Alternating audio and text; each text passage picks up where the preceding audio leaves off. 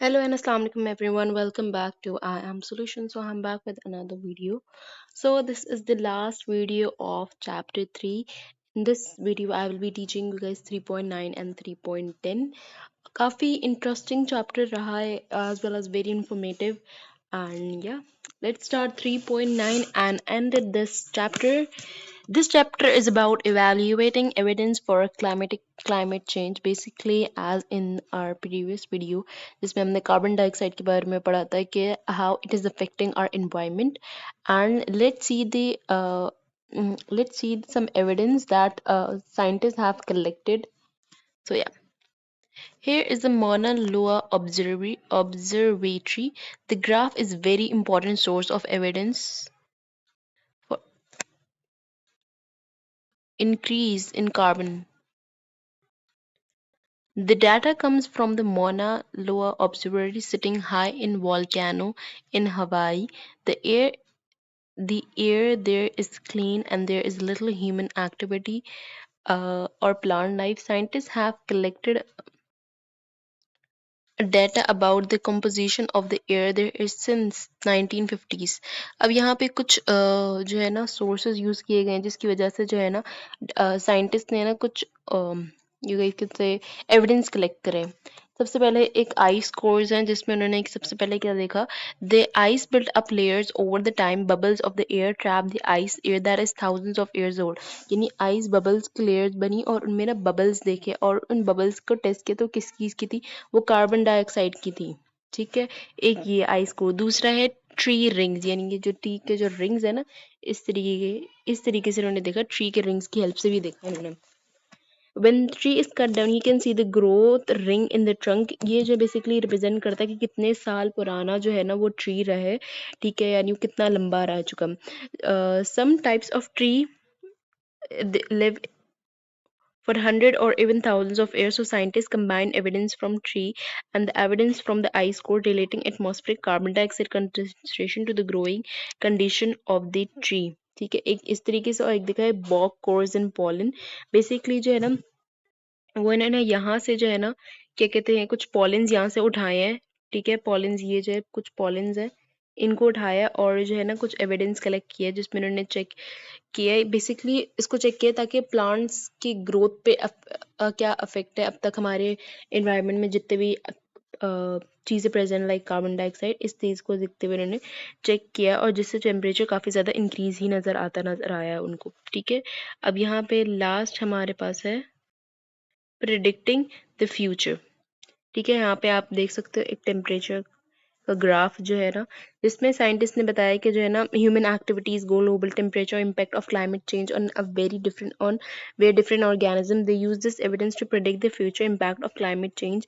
अब देख सकते हो यार, देखो temperature estimated from tree rings and ice cores etcetera. यार देखो यहाँ तक जो है ना, मतलब -0.4 से नीचे भी जा चुका है, यानी टेम्परेचर इतना ज़्यादा अफेक्ट हो चुका है।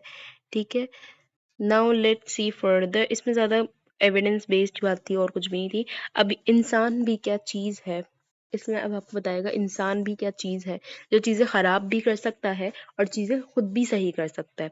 ठीक है, सही कैसे कर सकता है, सबसे पहले यहाँ पे प्रिवेंट डिफॉरेस्टेशन लिखा हुआ है, डिफॉरेस्टेशन को ख़त्म करे। ठीक है, लाइक जो हमारे कुकिंग के जो तरीके होते हैं, like peoples use wood, like in villages, जो गांव में होता है, people use wood to make their food, जिससे कार्बन डाइऑक्साइड प्रोड्यूस हो रही है, वुड को बर्न करने से कार्बन डाइऑक्साइड प्रोड्यूस हो रही है, तो उसको प्रिवेंट करें। ठीक है, use new ways of cooking. ठीक है, लाइक चूल्हा यूज करो, क्योंकि चूल्हे में जो है ना आपके पास फॉसिल फ्यूल्स जो है वो इतने बर्न नहीं होते।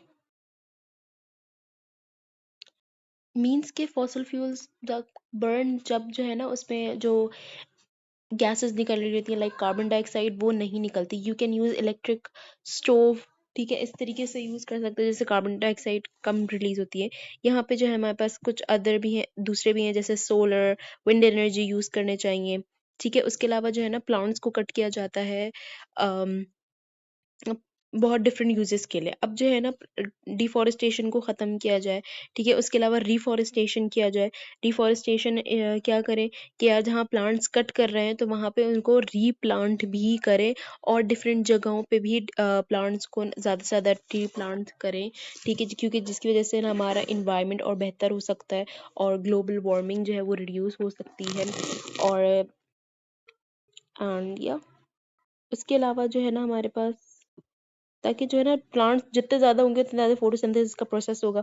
फोटोसिंथेसिस का प्रोसेस होगा तो फिर कार्बन डाइऑक्साइड जो है वो यूज़ होगा, और फिर हमारे इन्वायरमेंट से जो एक्सेसिव कार्बन डाइऑक्साइड है जो हमारे हमारे लिए हार्मफुल है वो रिड्यूस हो जाएगी। ठीक है। रिड्यूस पोल्यूशन, पोल्यूशन में सबसे बड़ा प्रॉब्लम हमारे पास है एयर पोल्यूशन, ठीक है, जिसमें फॉसिल फ्यूल्स को बर्न किया जाता है, व्हीकल्स चलाई जाती है, वुड को बर्न किया जाता है, जिससे एक्सेसिव पोल्यूशन ज़्यादा, मतलब पोल्यूशन तो वैसे ही हो रहा है लेकिन बहुत ज़्यादा भी हो रहा है, ठीक है, जिससे जो है ना लोगों को काफ़ी ज़्यादा प्रॉब्लम हो रही है। बैड क्वालिटी ऑफ एयर होती है, people are facing many problems, many like asthma, ठीक है, बहुत ज़्यादा रेयर है, ठीक है। और ये जो है ना हमारे इन्वायरमेंट को, हमारे क्लाइमेटिक चेंज को भी काफ़ी अफेक्ट कर रहा है। तो हम इसको कैसे टैकल कर सकते हैं? Here is there some solution of the problems. Use cleaner version of fossil fuels, ठीक है, then second, use renewable and sustainable energy sources such as solar and wind and nuclear energy to generate electricity, ठीक है, sustainable use करो, don't produce electricity from लोग जो है ना, not लोग, कोल से इलेक्ट्रिसिटी बेसिकली प्रोड्यूस की जाती है, तो सस्टेनेबल यूज़ करना चाहिए। सोलर विंड से यूज़ कर सकते हैं। We can produce electricity from water, but we have very shortage of water, so that we can not use that. But हाँ, जो सस्टेनेबल वेज हैं उनको प्लीज़ एक्सेप्ट करो, ठीक है।